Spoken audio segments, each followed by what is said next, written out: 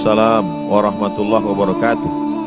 Selamat datang Ustaz Somad di Makassar. Ya, jazakallah. Perkenalkan, saya Agus Salim. Saya juga seorang guru. Saya pernah bersama Dr. Adnan Rahimullah 7 tahun dan bersama juga pernah merintis Al-Fatih ini. Masya Allah. Walaupun saya tidak lagi di sekolah ini, pesan almarhum pernah kepada saya, jangan pernah tinggalkan Al-Fatih. Inilah selalu setiap ada kegiatannya Al-Fatih, saya selalu hadir dan ikuti. Alhamdulillah. Pertanyaan saya Ustaz adalah, kebetulan saya guru di SLB, sekolah luar biasa, memegang atau menangani anak autis 7 kelas Allahu Akbar. atau 7 murid. Allahu Akbar. Yang ingin saya tanyakan Ustaz, bagaimana cara kita sebagai seorang guru dan juga sebagai seorang ayah di rumah menyamakan proses pendidikan itu kepada dua tempat ini, di sekolah dan di rumah. Karena kadang Ustaz, kami itu lebih perhatian dan lebih sayang mengajar anak di sekolah karena berkebutuhan khusus dibanding kepada anak kami di rumah yang non berkebutuhan khusus. Namun mohon pencerahannya supaya kami bisa sama-sama masuk surga dengan anak berkebutuhan khusus dan masuk surga juga dengan anak-anak kami di rumah. Itu saja yang ingin saya sampaikan Ustaz. Terima kasih.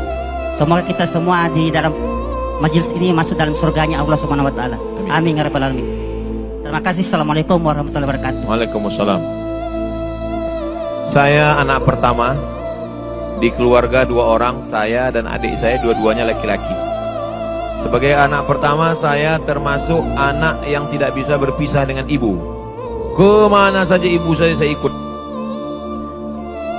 Ibu pergi kondangan, ibu pergi ke pasar, ibu pergi kemana, ibu pergi melihat orang meninggal, saya ikut. Lalu kemudian suatu hari di majelis itu ada, mohon maaf, orang yang secara fisik dia kurang fisiknya. Lalu mata saya sebagai anak kecil, anak SD, lama mata saya melihat orang yang kurang fisik itu. Lama. Terus ibu saya mengalihkan pandangan saya. Setelah sampai ke rumah dia bilang begini, nanti kalau ada orang seperti itu, jangan pandang lama-lama, jangan kau tengok lama-lama. Jatuh air mukanya, sedih dia. Dia itu tamu Allah. Maksudnya mak, nanti kalau kita meninggal, kita masih banyak proses, kita masih ada timbangan amal, kita masih ada titian Shiratal Mustaqim, kita masih ada pertanyaan. Sedangkan mereka ini tamu Allah, nanti mereka langsung masuk surga. Boleh jadi kita masuk surga karena pertolongan mereka. Itu masuk ke dalam kepala saya. Sampai hari ini, pernah suatu ketika saya sholat di masjid, di depan saya ini, persis di depan saya, seseorang yang fisiknya kurang. Dia angkat tangannya lebih tinggi dan doanya lebih lama. Saya menangis 2. Pertama, saya menangis karena saya ingat pesan ibu saya, jangan tengok lama-lama. Yang kedua, saya sedih, dia fisiknya kurang tapi doanya lebih lama. Dia fisiknya kurang tapi tangannya minta lebih tinggi. Aku malu kepada Allah SWT. Jadi tanamkan ke dalam diri anak kita, jangan membuli, jangan mengejek, jangan mengolok. Dia saudara kita, dia tamu Allah, dia lebih mulia. Merasakan perasaan seperti perasaan pada diri sendiri. Kalau dicubit pipi sakit, begitu juga pipi orang. Kalau dicubut tangan orang, dipukul sakit, begitu juga tangan kita. Puncak iman bukan dilihat berapa rakaat tahajud malam. Puncak iman bukan dilihat berapa kali darahmu meleleh waktu syahid.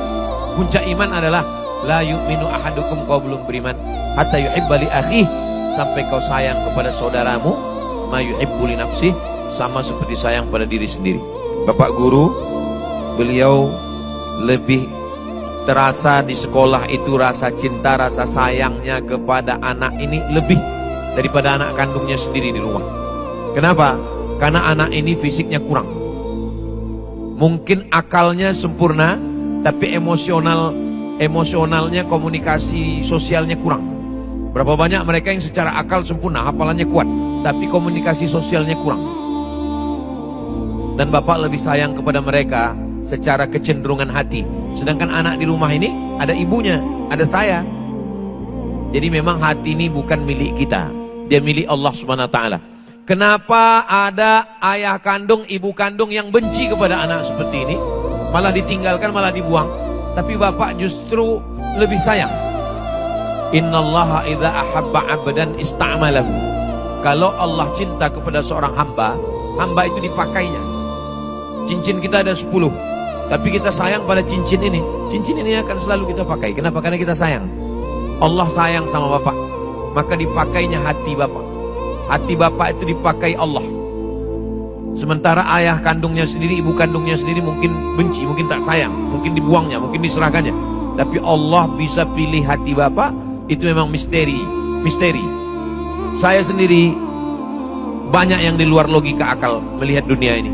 Ada ustazah yang ngajar di pondok itu begitu seriusnya mengajarkan anak ini sampai anak ini hafal Quran.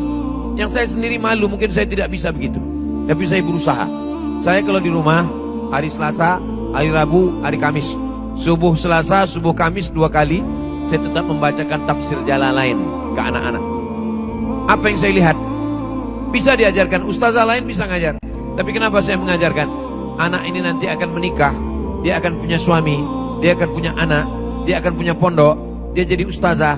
Saya berharap dapat amal jariah dari mereka. Saya menganggap bahwa amal saya kurang. Jadi kalau kita dikasih Allah hati yang lembut, maka syukuri itu. Adapun kita kepada anak kita tidak berarti kita berkhianat, tidak berarti kita tidak lebih sayang pada anak. Dengan anak kita sayang. Saya sayang dengan anak saya, tapi juga saya mengajar santri, mengajar anak mengaji. Kenapa? Karena memang Allah berikan keterpautan hati, perbedaan.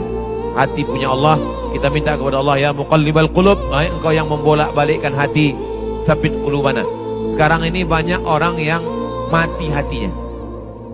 Azab bukan sakit, azab diturunkan pada hati. Khatamallah, Bapak Ibu semua hafal ayatnya. Khatamallahu ala qulubihim. Azab yang pertama hati yang mati rasa, tak lagi peduli. Khatamallahu ala qulubihim wa ala sam'ihim. Kalau sudah hati terkunci, telinga tersumbat, mata tertutup, sempurnalah penderitaan.